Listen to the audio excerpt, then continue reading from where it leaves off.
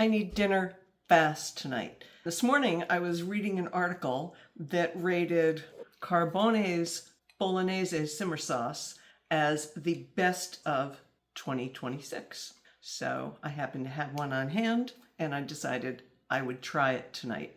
They already have all the vegetables minced up, sauteed, simmered for 2.5 hours in here. So all you need to do is add the meat.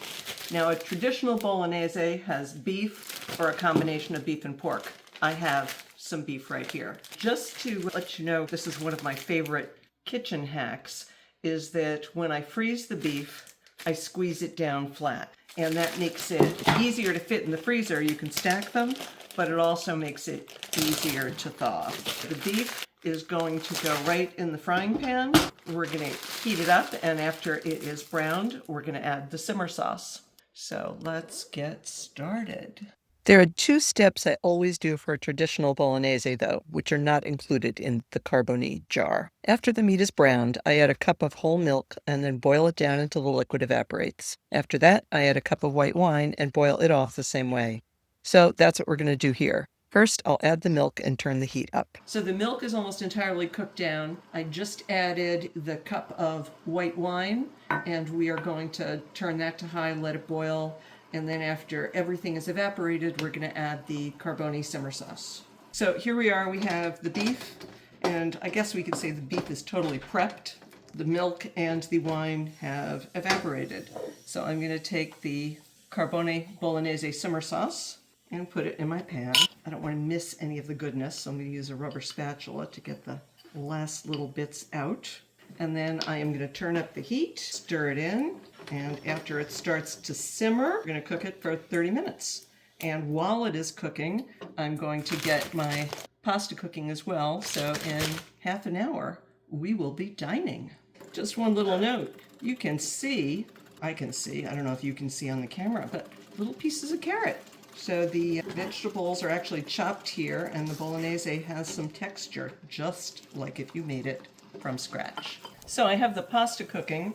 You can see I'm using the wooden spoon trick to keep it from boiling over, but still let it boil at an intense pace. The sauce is almost done, and I want to point out a few things to you. I mentioned you could actually see pieces of carrot before, just as if you were looking at a made-from-scratch bolognese.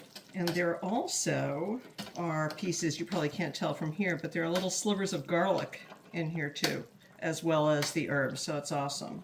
Because I left the beef fat in when I sauteed it, you'll see the beef fat separating here, part of the sauce. That's an important part of bolognese.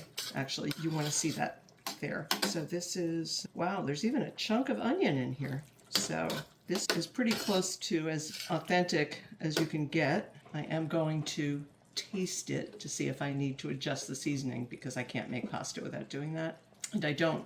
It is absolutely perfect.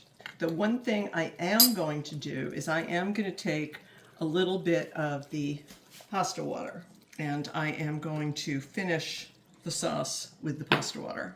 Turn it up to a high heat at the end. If I was making a full pound of pasta for the sauce, I would toss it in here and toss the pasta and sauce together. I'm not. We're only cooking for 2 tonight, so I'm making half a pound, and I'm going to freeze the rest of the sauce. So I will place it in the bowls and top it with the sauce, which isn't a very authentic treatment, but it's going to work for what I'm doing. And after all, one of the reasons of using convenience foods to cook at home is to be able to do it exactly the way you like it.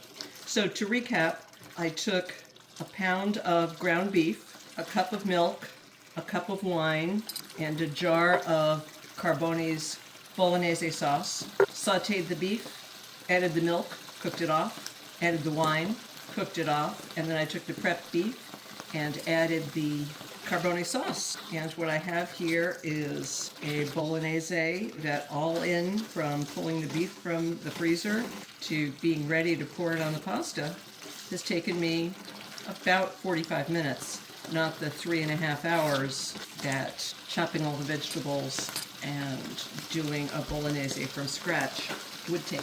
So there are 2 other things we're going to do when we're plating the pappardelle. One, for bolognese, you generally put a little bit of butter on the pappardelle. So I'm doing that first. Doesn't have to totally melt on the noodles because some people actually put it in the sauce. Then I am topping the pappardelle with the sauce rather than swirling it all together, which for here is fine. And then it's going to need some cheese. Now, in northern Italy, they would typically use Parmesan Reggiano, which is where Bologna is and where Bolognese is from. But I'm Southern Italian, so I'm going to use some Romano. And that's it. There we go. Bolognese made with Carbone Simmer Sauce in 45 minutes rather than 3 hours and a half. Mangia bene.